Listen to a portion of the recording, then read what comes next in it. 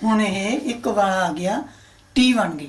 ਜੇ ਤੁਸੀਂ ਬਹੁਤ ਗੁੱਡ ਇੰਡੀਅਨ ਟੇਸਟੀ ਚਾਹ ਬਣਾਉਣੀ ਆ, ਪੱਕੀ ਚਾਹ ਬਣਾਉਣੀ ਆ ਤਾਂ 3 ਵਾਲੇ ਦੇ ਦਿਓ। 1 ਹੁਣ ਫਿਰ ਤੁਸੀਂ ਇਹਨੂੰ 3 ਵਾਲੇ ਦੇ ਦਿਓ। ਹਾਂਜੀ 1 2 ਹਲੇ ਆਇਆ ਨਹੀਂ ਮੇਰੇ ਖਿਆਲ।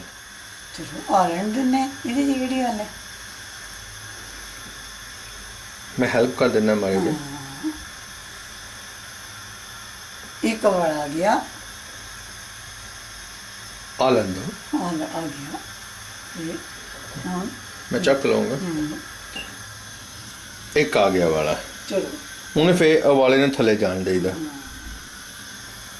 ਫਿਰ ਹਾਂ ਦੂਸਰਾ ਵੀ ਆ ਗਿਆ।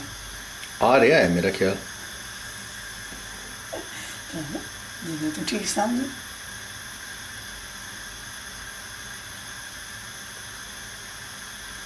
दूसरा भी आ गया। आ रहा है यार।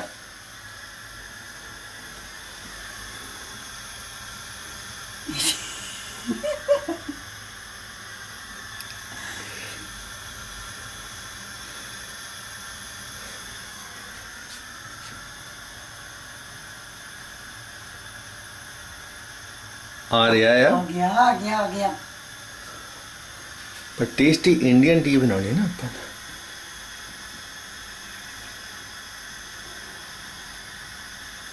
आ गया।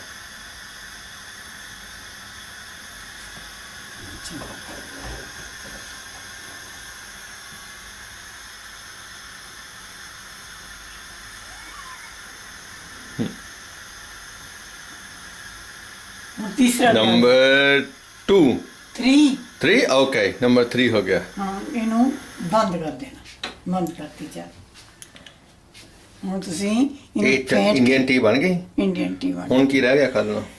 ਹੁਣ ਤੁਸੀਂ ਇਹਨੂੰ 2 ਪਤੀਲਿਆਂ 'ਚ ਵੀ ਫੈਂਟ ਸਕਦੇ ਆ। ਲਓ ਜੀ ਪਹਿਲਾਂ ਇੱਕ ਪੀ ਕੇ ਦੇਖੀਏ। ਹਾਂਜੀ ਲਓ ਇਹਨੂੰ ਪੁੰਨੀ ਇਸ ਕਰਕੇ ਆ ਵੀ ਇਹਦੇ ਵਿੱਚ ਚੀਜ਼ਾਂ ਬਹੁਤ ਪਾਉਂਦੇ। 1 ਕੱਪ ਸੌਂਫ Indian ਜਵੈਣ tea। ਇਲਾਇਚੀ ਦਾਲਚੀਨੀ ਅਦਰਕ। ਬਸ ਹੁਣ ਤੂੰ ਪੀ ਨਿਆਣੇ ਪੀਣ। ਚੱਲ ਪੀ ਲਾ।